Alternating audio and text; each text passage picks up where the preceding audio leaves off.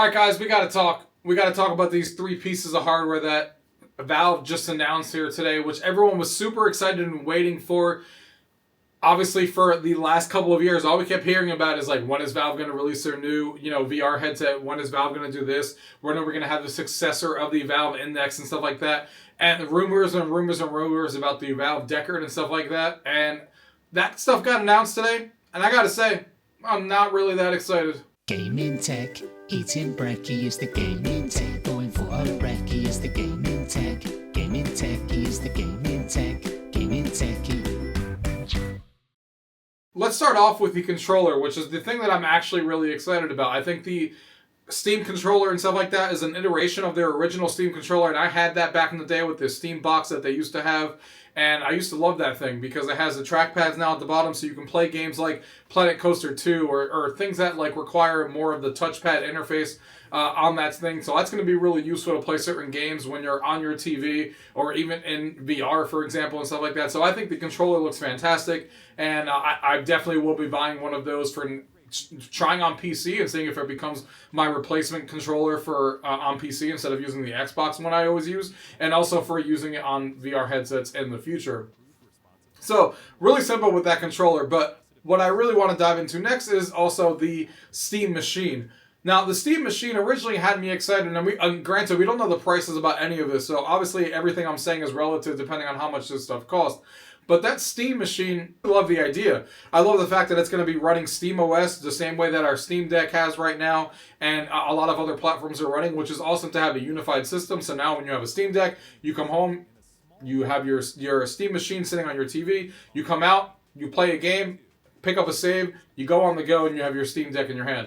Very similar to what the Xbox idea is for all these years. And the Steam machine may eventually kill the Xbox, depending on how powerful the new Xbox is going to be compared to this. But my biggest problem with this is that I have a laptop here behind me. I just made a video review on the Legion Go, the Legion 7i laptop that has a 5070 in it, which is more powerful than what's in that machine, which is understandable because this is a $1,700 laptop, so you're not going to compare. I doubt that thing's going to cost $1,700, but the point is that machine, the Steam machine, is going to be a lot less powerful than this, and it's still going to have 8 gigabytes of VRAM. One of my main complaints about this laptop is that it had 8 gigabytes of VRAM. That should not be a thing for any of these graphics cards in 2025. Granted, most of that is the fault of NVIDIA, but I wish they would have chosen something else that had more RAM. Whether it be a 4070 Ti or, whatever they would have gone with that wasn't what they went with, because we're going to run into... See, the thing is that we're going to take that Steam machine and we're going to be plugging it into our 4K TVs. That's what most people have in their houses. Even if you plug it into a 1440p monitor like I have here, this is a 1440p monitor, you're going to run into some bottlenecks. I showed that in my review sometimes, where you might have to lower some settings, or you may get some slight, stuttering and stuff. That you notice, like when I played NBA 2K26, which was having a hard time keeping up. Sometimes Battlefield 6 very slightly hitches because it's hitting that 95% threshold of using all the available 8 gigabytes of VRAM, and that's at 1440p. Now take that to a Steam machine like this. Most people who want to buy this are going to want to play games like Battlefield 6 on their TV, and they're going to have to significantly lower their settings to get it to run with the 8 gigabytes of VRAM. Now, that doesn't mean that this thing is useless. It depends on what the price is going to be when it comes out and how that, relates to machines in the market and stuff like that. It may still be a really good value. I think it's going to be a great machine to play local multiplayer games for those people who don't have a Switch on their TV or a Switch 2, and you want to play local multiplayer games. You're going to be able to connect 4 controllers to this thing, which is obviously great, and you'll be able to play a lot of the Steam games that, we have available for 4-player local cooperative multiplayer. So I think that will be a great use case for it. But to connect it to my 4K OLED TV and then have to significantly lower, because you're not going to be able to run these games at 4K max settings with everything turned on, even if the graphics card could handle it. You're not going to be able to because of that VRAM. You're going to have to lower it significantly. Like I said, I sometimes have to lower a couple settings just on 1440p. So imagine trying to do that on a 4K TV when you have this plugged into. So for me, whether I pick it up depends on the cost. If it's a really good cost, like if it's like around the $500 mark, and maybe a really great, I don't think it's going to be that low though, but if it was that low, then I can plug it into my OLED TV and it could be my 4-player machine where all my Steam games are sitting there and ready to go to be able to play local multiplayer with people for all the games that aren't on the Switch too. So that would be a great use case for me. But we'll have to see how that turns out in the future. I do like the Steam OS functionality, the integration and all that stuff, and how great games run on there. So again, so much to be seen. These are just first impressions on what we've seen and heard. But it's definitely not something I'm overly excited about and running into. Now we got to talk about obviously the big thing here for all of us who are VR enthusiasts like I am on this channel, and that is, of course, the Steam Frame. And this is something that all of us were really excited about. People have been talking about it for years, clamoring about it over the last few months. Oh my god, I can't wait. The next thing from Valve when it comes to VR and blah, blah, blah. And I gotta say, this is definitely the most disappointing thing out of the 3 things that I'm talking about here today. I will probably still pick it up for the sake of this channel and reviewing it. But because Valve is not going to send me one, and even if they were, they're not going to send me one after this video probably. The resolution on this thing is obviously very Quest 3-like. So we're talking about something that's already been released 3 years ago that people are already clamoring that they want a new Quest for because they want something else that's going to have higher resolution, and it's coming in at the same resolution. So that's already, not a great start. Then on top of the fact that it's also using LCD panels, not OLED. I already have seen so many great OLED, machines on here. Or if it's not going to be OLED, at least have local dimming so you have really good colors and blacks like the Pimax Crystal series does at the bare minimum. But not even that. The only saving grace about this thing is that it has 115 degrees of FOV, which is a little bit higher than you're supposed to get on the Quest. We'll have to see if that holds true when you put it on your head. And of course, how light it is. It's about 100 grams less than the Quest 3. So it's going to be a lot more comfortable and easy to wear for longer sessions. But man, those specs do not excite anybody who's been in the VR space for a really long time. And let's be fair, most of the people who are going to be looking at that, I would think, at least in the beginning, are going to be VR enthusiasts who have been excited about this ever since the Valve Index days. And I just don't see anything that exciting about the specs on the sheet. I mean, the only thing exciting about it is the FOV, which is nice, and just the fact of how small and light it is and that it's running like an actual computer in it, which we'll talk about in a second with SteamOS. But the specs, I mean, I'm going to be going back to wearing a Quest with pancake lenses, obviously. But it's going to be a Quest. It's going to have really good edge-to-edge clarity. But the resolution is going to be always letting me down because, especially me, someone in my position, and I'm sure there's some of you guys out there too, we have multiple headsets around this. Why would I ever pick up the Valve Frame when I'm going to wirelessly stream PC VR? Why would I do that if I can plug up my Play for Dream headset?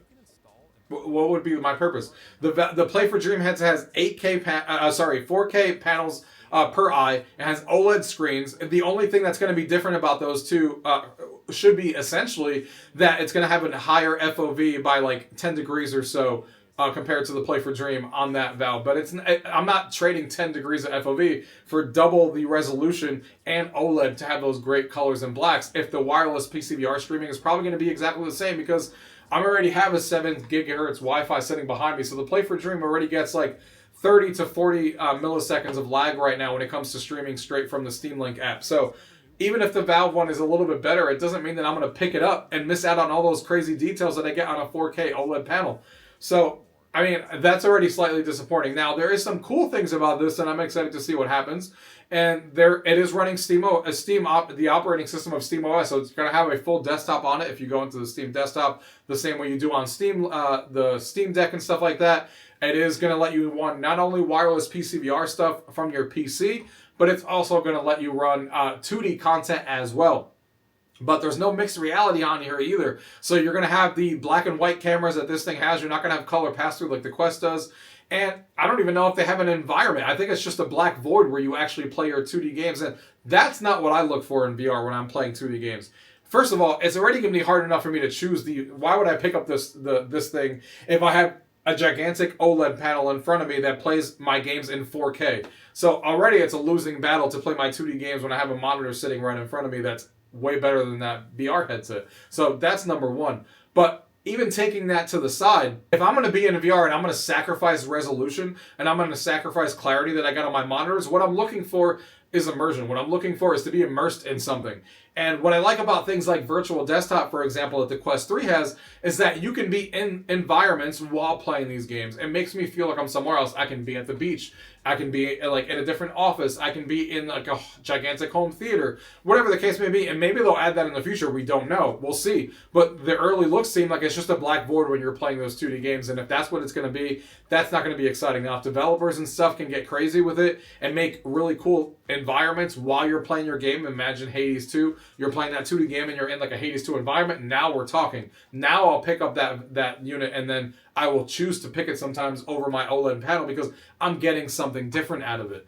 But as we know right now, what we know right now, that stuff's just not really that exciting to me.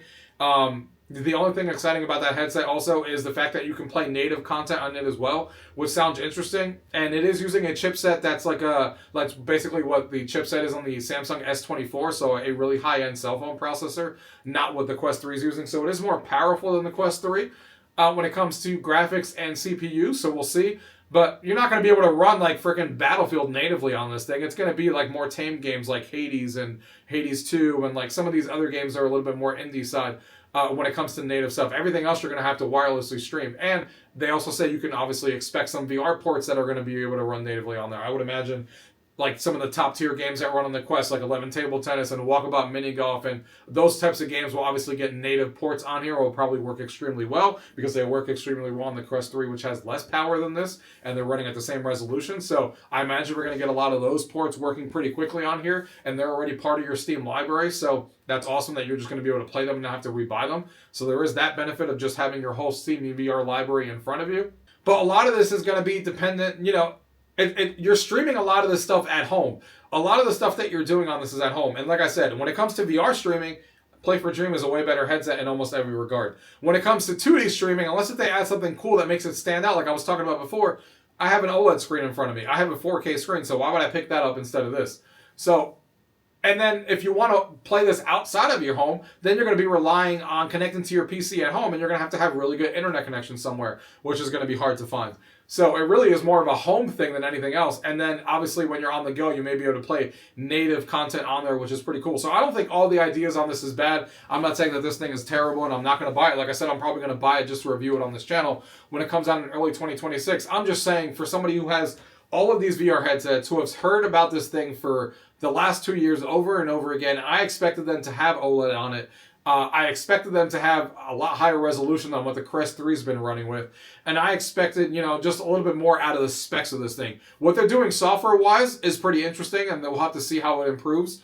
Being able to play your whole Steam library when you pick this up, 2D or VR, is pretty cool wirelessly. Even though it may not be what I'm looking for, it's going to be useful to some other people who don't have these other VR headsets like I do. But they're going to have to entice people who are VR enthusiasts to get these things, because I think the specs definitely don't excite anybody off their feet when it comes to what they're doing. And I think like the whole thing about like wirelessly streaming and how they're including that dongle and stuff like that, if you already have a Wi-Fi 7 router, which this thing does support, you're not going to notice a gigantic difference on this. It's going to be very similar stuff. So we'll see. Like I said, I'm not saying that all of this is bad. I'm just not overly excited, and I was so excited about this for so long that definitely was a letdown to the specs. We'll see what the software does. We'll see what happens in the coming months. I will probably buy one, so make sure you subscribe and stay tuned to this channel. But that's my early thoughts of just seeing all the news that dropped today. Definitely underwhelming for all the stuff that we've heard about this thing from the Valve Deckard for years now. But let me know your thoughts down below. Let me know if you agree. Let me know if you have opposing opinions. And thank you guys for watching. Until next time.